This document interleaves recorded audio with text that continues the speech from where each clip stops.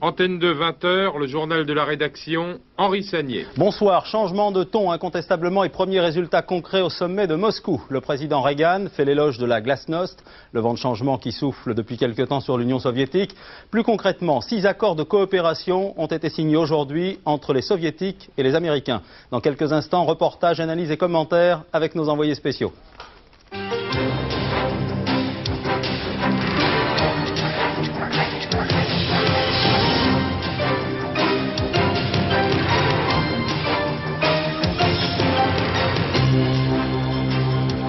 Fin des consultations des partenaires sociaux à Matignon.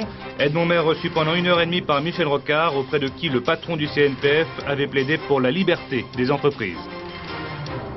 Michel Durafour annonce l'abrogation prochaine de l'amendement Lamassoure. Le texte avait prévu dans la fonction publique la retenue d'une journée de salaire, même pour une seule heure de grève. Le président du CDS, Pierre Maignery, invité du journal. L'ouverture au centre reste-t-elle envisageable après les législatives? Réponse en direct de l'homme pivot de l'UDF. Avant de développer les grands titres du journal, on va faire un petit crochet par Roland Garros. Roland Garros où les parapluies reprennent épisodiquement du service. Aujourd'hui, vous le savez, c'était le régime de la douche écossaise. Sous la pluie, on a retrouvé un certain McEnroe. Big Mac assure encore le spectacle. Jean Mamère, vous êtes avec nous en direct de Roland Garros. Jean ? Effectivement, Henri, un spectacle qui est tout assuré. Je vous propose de rentrer tout de suite sur le central pour retrouver John McEnroe et Ivan Lendl. Nous allons y aller tout de suite parce que c'est un point très important. Les deux hommes sont en ce moment à égalité 40 Ils sont, je dirais que John McEnroe a remporté le premier set 7-6 au tie-break. En revanche, il est mené 3-1. Il a perdu son service dans le jeu précédent. Il est mené donc 3-1 dans la deuxième manche. Égalité sur le service de Lendl, 40 premier service manqué pour Ivan Lendl. Nous allons rester les 30 ou 40 secondes en compagnie de ces deux joueurs pour voir comment la situation va évoluer.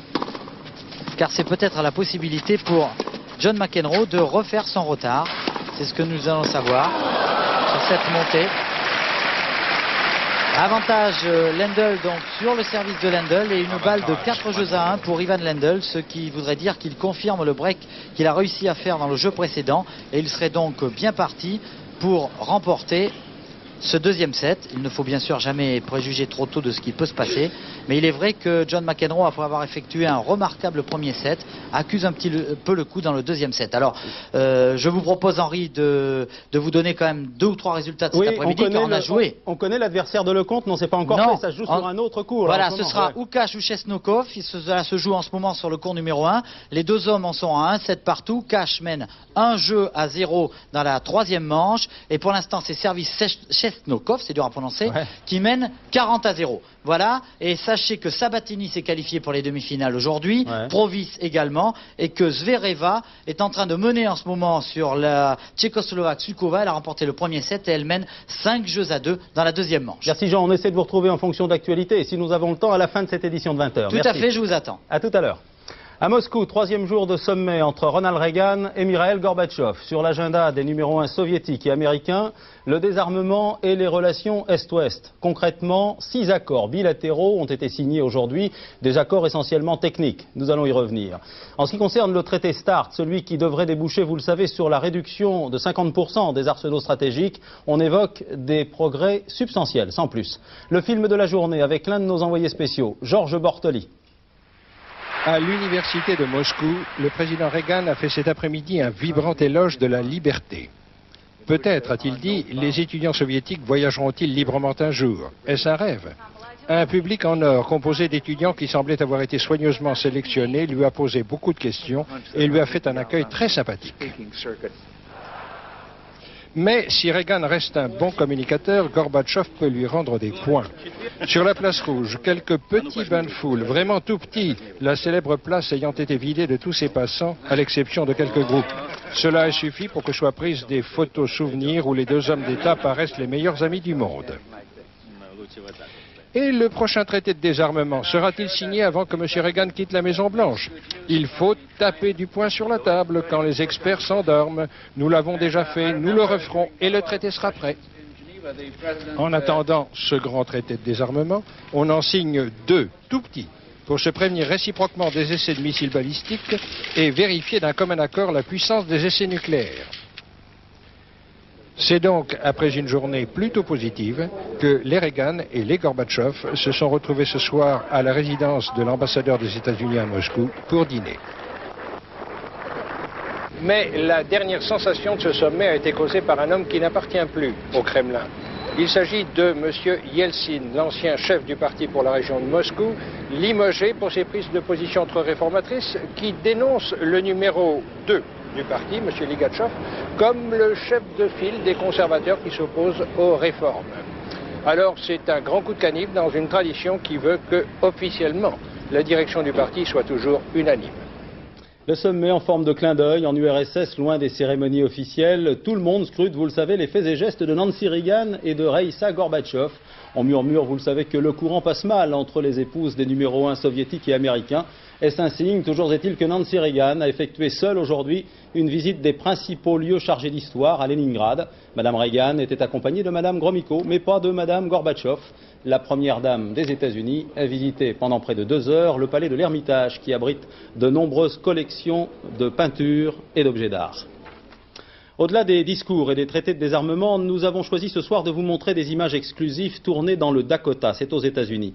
Pour la première fois, une équipe de télévision a pu visiter une base américaine où se trouvent les bombardiers B-1. Vous savez, ce sont les remplaçants des fameux B-52. Ce sont ces bombardiers qui véhiculent les missiles stratégiques qui sont au cœur du traité START. Pour l'instant, c'est sur ces avions et sur les fusées chargées de têtes nucléaires que repose la stratégie de dissuasion américaine. Reportage de Jacques Abouchard. Les grosses fusées enterrées dans les silos, MX, Peacekeeper et Minuteman, sont les plus puissantes de la force de frappe américaine. 10 000 km de portée et, pour chaque missile doté de 10 ogives atomiques, une force de destruction équivalente à 230 fois la bombe d'Hiroshima. Pour les rendre moins vulnérables à une attaque surprise, les stratèges du Pentagone étudient la possibilité de déployer ces missiles sur des camions semi-remorques ou encore à bord de trains spéciaux. À l'heure actuelle, les fusées stratégiques sont stockées dans 6 bases, dont celle de Warren, au nord-ouest des États-Unis. 200 silos à Warren répartis à raison de 50 dans chaque groupe de couleurs, comme l'indique le plan des installations. Les 200 missiles sont éparpillés dans la nature sur une superficie de 20 000 km² entre les États du Colorado, du Wyoming et du Nebraska. L'arsenal stratégique américain s'est enrichi depuis 2 ans d'un nouveau bombardier, le B-1B, commandé à 100 exemplaires par l'US Air Force. À la base de Grand Forks, dans le Nord Dakota, tout près de la frontière canadienne, les équipages sont très sollicités. Les exercices d'alerte leur permettent de se familiariser avec le nouvel appareil qui prend la relève du B-52, en service depuis 1955 dans l'aviation américaine. Let's get taxiing.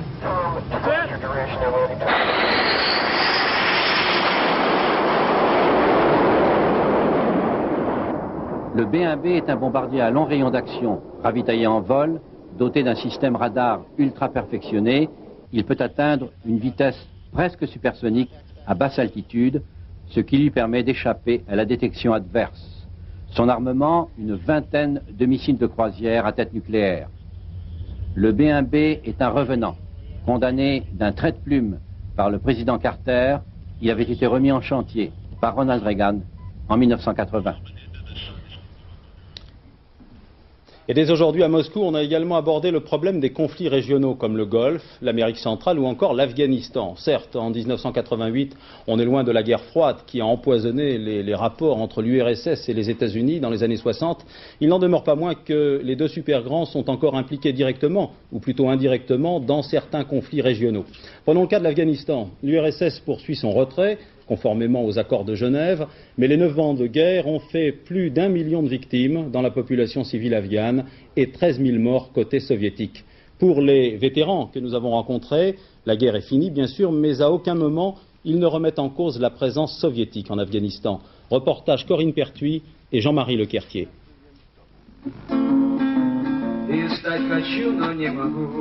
La guerre est finie et l'Union soviétique a déjà ses anciens combattants d'Afghanistan. Ils se retrouvent aujourd'hui entourés de leur famille dans un stade de Moscou.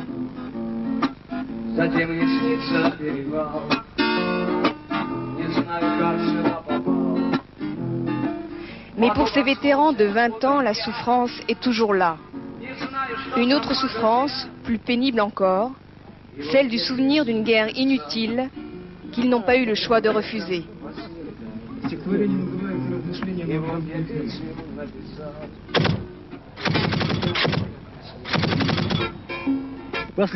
Une guerre, grande ou petite, c'est toujours le malheur, la souffrance. Nous voulons maintenant la paix. Le principal pour nous maintenant, c'est la paix. La paix.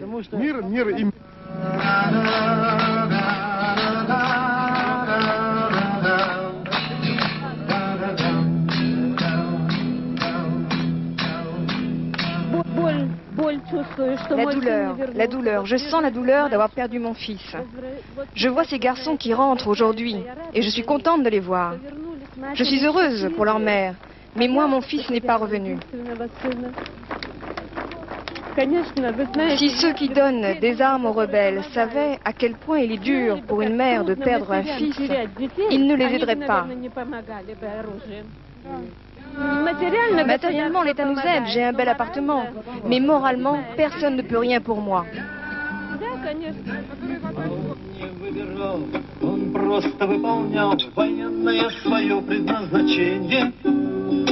Автомат в руке, нервы в кулаке, лишь не было в глазах его смятения.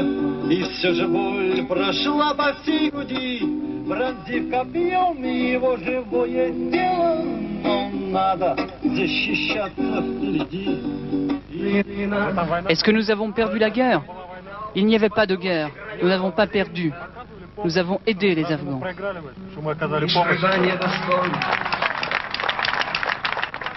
Nina et Sergueï se sont mariés ce matin.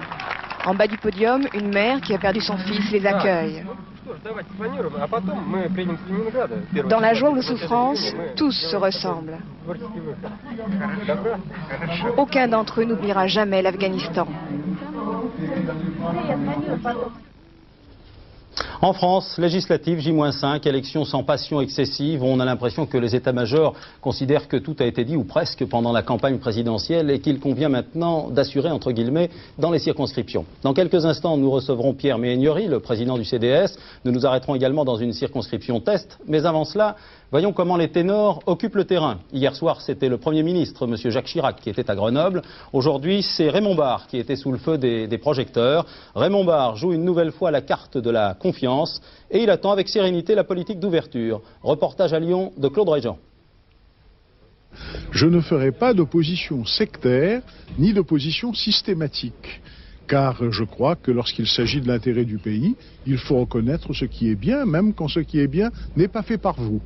En revanche, je ne me vois pas adoptant une attitude de complaisance ou une attitude de reniement et de ralliement. Je n'étais pas pour la cohabitation en 1986 parce que le président de la République avait perdu les élections, qu'il était désavoué, et je pensais qu'il ne convenait pas de lui donner un gouvernement, c'est-à-dire de lui redonner la légitimité. Aujourd'hui, le président de la République est réélu par les Français, sa légitimité ne peut être contestée par personne, à chacun de se déterminer en conscience. Nous ne sommes plus dans une situation où l'on peut parler de cohabitation comme en 1986. À chacun de se déterminer en fonction de ses convictions et en fonction de ce qu'il croit pouvoir faire pour le service du pays. Est-ce que cela voudrait dire, à la limite, qu'un jour peut-être Raymond Barre travaillerait avec François Mitterrand? Oui, vous savez, ne franchissez pas ce pas aussi allègrement. Comme je vous l'ai dit, en ce qui me concerne, je n'ai pas cohabité. Et aujourd'hui, ce que je demande, c'est de voir quels sont les actes qui sont accomplis avant de me prononcer sur la réalité de cet esprit d'ouverture. Raymond Barre attend pour juger l'ouverture, mais la courtoisie est d'ores et déjà de mise sur le terrain. Exemple, ce dialogue avec Martine Roure, sa rivale socialiste. Ah oui, mais il faut mettre encore un peu de jeu là-dedans, hein, c'est ludique. Oui, absolument. Pierre Méhaignerie, bonsoir. Qu'est-ce qui s'est passé chez les centristes? On a eu l'impression que le 8 mai au soir, c'était la carte de l'ouverture, et puis après, plus rien. Qu'est-ce qui peut expliquer, j'allais dire ce volte-face, le mot est un peu fort, mais ce petit pas en arrière? Le volte-face, ce sont les élections législatives prématurées. Parce que fatalement, nous revenons à la volonté d'une part et d'autre d'avoir la victoire, c'est-à-dire de gagner sur son partenaire. Ce n'est pas la période du dialogue constructif, une période d'élection législative. Je le regrette. Monsieur Méhaignerie, on vit une curieuse situation. L'opinion semble complètement indifférente à cette élection législative et la classe politique semble souffrir d'une dépression. On ne sait pas très bien où elle va. Les socialistes ont du mal à gérer la victoire présidentielle et l'opposition est perdue. Le centre, où se situe-t-il? Au centre-gauche ou dans l'opposition vous-même? Où êtes-vous? Moi, je constate aujourd'hui sur le terrain que les Français ne veulent pas revenir aux excès du bloc à bloc. C'est le premier constat. Et le deuxième constat, c'est que les Français veulent être gouvernés au centre. Parce qu'ils veulent à la fois la réussite économique, c'est-à-dire l'emploi, et en même temps plus de justice sociale. Et je leur dis, regardez les pays en Europe qui réussissent. Ils sont gouvernés au centre. Ma conclusion, c'est de demander aux électeurs, s'ils veulent être gouvernés au centre, de voter pour les candidats du centre. Alors ce centre, comment se situe-t-il par rapport, par exemple, à Michel Rocard et aux premières mesures de Michel Rocard? Je pense au revenu minimum garanti.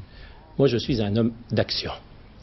Je juge aux actes et non pas au discours. Alors l'acte, le revenu minimum. Alors, sur le revenu minimum garanti, en 1984, un premier département s'est lancé dans le revenu minimum garanti. Depuis, il y a 70 départements qui pratiquent le revenu minimum garanti. Et quel a été le premier département qui s'est lancé? C'est l'Île-et-Vilaine. Donc vous approuvez? Donc j'approuve, puisque je suis président du Conseil général. Et aujourd'hui, que veulent ceux qui aspirent au revenu minimum garanti? Ils veulent certes une prestation, mais plus encore, ils veulent un travail à mi-temps. Car il n'y aura pas de réinsertion sociale et de dignité uniquement par une prestation qu'on va chercher au guichet, mais par une fonction, par un travail qui permet de retrouver une dignité aux yeux de ses enfants. Comment pourriez-vous qualifier la démarche de Michel Rocard, le premier pas en quelque sorte? C'est une démarche pragmatique. Je constate au revenu minimum garanti, je verrai, parce que je me pose quelquefois des questions pour savoir si M. Rocard n'est pas déjà un otage du Parti socialiste. Alors, si les socialistes gagnent, si Michel Rocard forme un nouveau gouvernement, s'il a toujours cette démarche que vous qualifiez, j'ai bien entendu, de pragmatique, s'il vous tend la main, que faites-vous? D'abord, si nous sommes vainqueurs, c'est l'hypothèse que je préfère, nous ferons l'ouverture. C'est-à-dire? C'est-à-dire que nous essaierons de répondre aux désirs de Français, de faire travailler plusieurs formations politiques ensemble. Alors très concrètement, le Parti socialiste et les centristes, y compris des socialistes modérés. Si nous sommes vaincus, en tant que leader de la formation du centre, avec les 110 députés et sénateurs, nous serons une force de proposition. Qu'est-ce que j'entends par force de proposition? C'est une force qui sera proche des préoccupations des gens et qui proposera et qui essaiera de prendre le gouvernement au mot, c'est-à-dire être gouverné au centre sur nos propositions. Et nous verrons bien. Et si vos propositions rencontrent les idées ou les suggestions des socialistes? Bien, à ce moment-là, je me dirais que les socialistes, entre eux, auront peut-être des problèmes et que M. Rocard aura peut-être des problèmes à l'intérieur du Parti socialiste. Mais moi, je regarde le problème du pays. Et je pense qu'aujourd'hui, je jugerai surtout sur un élément, la capacité de créer des emplois. Nous avons stabilisé l'emploi. Nous en perdions 100 000 entre 80 et 85. Moi, j'ai absolument confiance dans notre capacité de recréer 100 ou 150 000 emplois par an. Si nous le faisons, tous les problèmes français sont solubles. Mais il faut des disciplines. Et c'est sur ces disciplines que je jugerai le gouvernement. Nos voisins ont créé 500 000 emplois dans ces dernières années. Nous pouvons le faire. J'ai l'impression que vous n'excluez pas une coopération, mais vous souhaitez qu'elle se fasse après plusieurs étapes. En fait. Moi, je crois que dans l'intérêt du pays, il est dangereux de revenir dans cette période à un combat de bloc à bloc. Je serai bien sûr dans l'opposition si je ne réussis pas, mais je veux être une force de proposition constructive qui engage un débat d'idées et qui prendra le Parti socialiste au mot en faisant des propositions constructives pour l'avenir. À propos de bloc, où en est l'UDF? Est-ce que l'UDF n'est pas menacée d'éclatement? L'UDF doit être une force au centre. Et si elle veut être une force au centre, il faut qu'elle soit disciplinée dans son expression. Ce qui n'est pas le cas. Si elle ne pouvait pas l'être, il faudrait en tirer des conclusions et avoir en effet une force au centre, autonome, qui rassemble largement au-delà du CDS. Il y a des sigles qui sont apparus au cours de cette campagne, le GIR, le groupe d'initiative et de réflexion, oui. C'est-à-dire un centre Où en est-il? C'est le premier pas d'une force au centre qui rassemble des hommes qui dépassent les clivages politiques aujourd'hui et qui viennent du CDS, certes, mais du Parti républicain, des adhérents directs et pourquoi pas du RPR, des gens qui veulent construire au centre, parce que j'ai le sentiment aujourd'hui que c'est la condition de la réussite pour la France demain. Monsieur Méniori, merci et merci d'avoir répondu à nos questions. Nous vous l'annoncions dès hier soir, la justice a été saisie de l'affaire d'Ouvéa. Concrètement, le garde des Sceaux, Pierre Arpaillange, a ordonné l'ouverture d'une information judiciaire contre X sur les circonstances de l'assaut contre la grotte de Gossana, à Ouvéa. Le ministère de la Justice se base sur le résultat d'une enquête préliminaire confiée depuis quelques jours à un magistrat du parquet de Nouméa. Cette décision intervient après la déclaration du ministre de la Défense qui évoquait hier des actes contraires aux devoirs militaires. Mais à l'Élysée, comme au ministère de la Défense, on précise aujourd'hui qu'il ne s'agit pas de mettre en cause l'armée française. Fin de citation.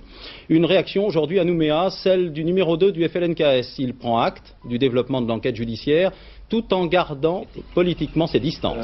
Nous constatons que le sang des nationalistes kanaks a pesé dans la balance des présidentielles d'un côté comme de l'autre. Mais aujourd'hui, le FLNKS ne doit pas tomber dans le piège des affaires internes des politiciens français qui tendent maintenant à ramener la dimension politique de l'affaire d'Ouvéa dans le même contexte que l'affaire du Carrefour du développement. On vient de l'apprendre, le gouvernement va abroger les dispositions restrictives sur le droit de grève dans la fonction publique. Je vous rappelle qu'au terme de l'amendement Lamassoure, c'est son nom, une journée de salaire était retenue dans la fonction publique, même si l'arrêt de travail n'était que d'1 heure ou 2. Explication d'Ève Mettet. Quand un fonctionnaire fait 1 heure de grève, est-il normal de lui retenir 1 heure ou 1 journée de salaire? Juin 1987, le conflit des aiguilleurs du ciel en lutte pour de meilleures conditions de retraite dure depuis 3 mois. À raison d'1 ou 2 heures de grève quotidienne pour chaque aiguilleur, le conflit désorganise l'ensemble du trafic aérien. Une grève à peu de frais, leur reproche-t-on, mais aux lourdes conséquences pour le service public. C'est dans ce contexte qu'Alain Lamassoure, député UDF, fait adopter par l'Assemblée nationale l'amendement qui portera son nom. La règle du 30e indivisible consiste à retenir pour tout agent de la fonction publique 1 journée de salaire, même pour un arrêt de travail d'1 heure ou 2. C'est donc cet amendement, vivement critiqué par les syndicats et l'opposition de l'époque, que Michel Durafour entend supprimer aujourd'hui.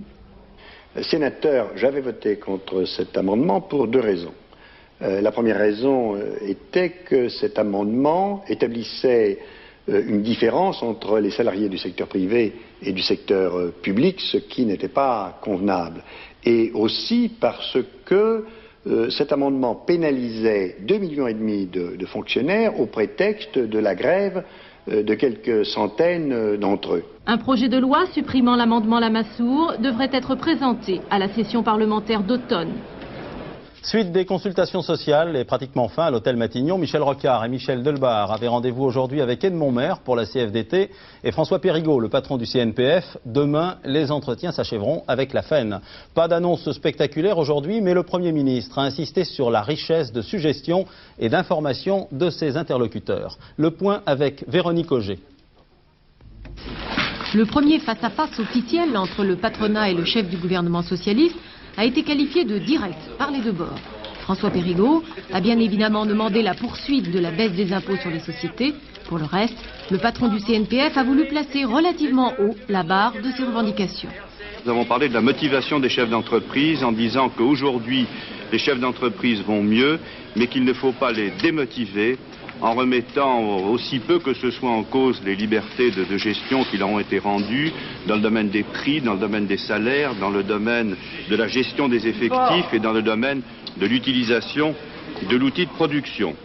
Entretien plus facile avec Edmond Maire. Il demande un rapport gouvernemental et des propositions contre les abus provoqués par la suppression de l'autorisation administrative de licenciement. Il demande aussi des mesures d'urgence contre le chômage. Enfin, la CFDT a mis en garde contre les effets pervers d'un revenu minimum mal préparé.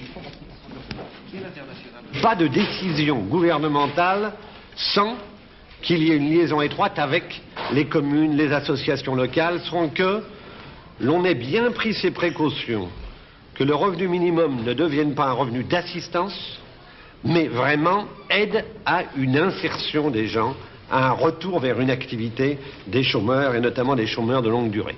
Michel Rocard a donc voulu écouter en profondeur ce que les représentants des salariés et du patronat avaient sur le cœur. Un geste qui a été apprécié par tous les syndicats, y compris par la CGT et par le CNPF. Maintenant, ils veulent juger aux actes. Premier rendez-vous, le discours de politique générale du nouveau Premier ministre devant l'Assemblée nationale.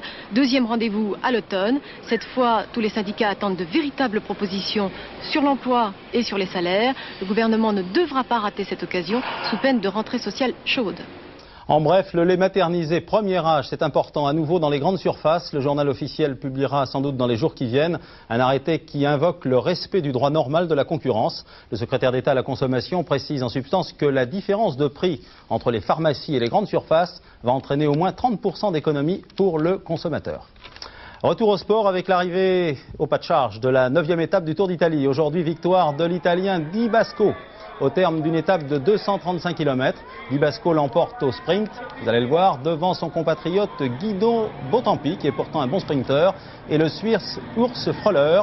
L'Italien Podanzana conserve son maillot rose de leader. Le Français Jean-François Bernard demeure 7e à 2 minutes et 11 secondes. En voile, je vous rappelle que Jet Service est en passe de battre le record de la traversée de l'Atlantique. Pour battre le record, le bateau qui est équipé par un Breton, Serge Madec, doit passer le Cap Lizard avant 3 h du matin. Ce matin, aux alentours de 7 h, Madec et ses équipiers n'étaient plus qu'à 163 000 de l'arrivée, soit 300 km. Tout est encore possible. Les résultats du tiercé, ils viennent de me parvenir. Vous savez que le mardi, on court en nocturne sur l'hippodrome de Vincennes. Vous le voyez comme moi. C'est le 6, le 13 et le 3. L'actualité en direct toujours, Roland Garros, sous la pluie, à moins qu'il y ait une petite éclaircie, mais enfin, on ne sait jamais. Oui, quand même. Alors on en est où de Lendl contre McEnroe? Eh bien écoutez, on assiste à un match extraordinaire en ce moment et nous allons tout de suite passer sur le central. John McEnroe, tout à l'heure lorsque nous venions de prendre l'antenne, avait perdu son service. Il a récupéré depuis, il a refait son break de retard. Les deux joueurs en sont à 5 jeux partout. Service Ivan Lendl, on s'achemine doucement vers un deuxième tie-break dans cette deuxième manche. Alors pour être complet, je vous rappelle qu'en ce moment, Chesnokov mène devant Cash 4 jeux à 3. Il va servir pour 5 jeux à 3, c'est-à-dire qu'il a fait le break dans le 3e set. Les deux hommes en sont toujours à 1 jeu partout. Et que chez les féminines, la soviétique Zvereva a éliminé Elena Sukova. C'est la première fois qu'une soviétique atteindra les demi-finales dans un tournoi féminin de Roland Garros. Donc pour l'instant sur le central en ce moment, 1 set pour McEnroe et 5 jeux partout entre les deux hommes dans la deuxième manche. Jean, oui, il est 20h27 passé de quelques petites secondes. On peut jouer jusqu'à quelle heure à Roland Garros? Il n'y a pas de projecteur là-bas. Il n'y a pas de projecteur. Ouais. Si la lumière, si le temps le permet encore et si la lumière est assez bonne, on peut jouer, on a le droit de jouer réglementairement jusqu'à 21h30. Tout est une question de lumière. Alors on verra, on attend. Si le temps se couvre trop, eh bien on arrêtera plus tôt. De toute façon, on se retrouvera demain. Hein. On se retrouvera demain, mais il faut être optimiste. Demain, il va faire beau. Parfait. J'en accepte le gure. Après ce journal, les prévisions météo de Laurent Cabrol, il va tout nous dire, hein, il va nous annoncer le soleil. Vers 23h40, le dernier journal avec Aubry Edler. Demain, 6h45, Télématin. 7h45, les 4 vérités. Gérard Morin reçoit demain Madame Hélène Carrère d'Ancos. 13h, édition de la mi-journée, où vous retrouverez Patricia Charnelet et William Lémergie. Merci de votre fidélité et à demain, 20h. Bonsoir.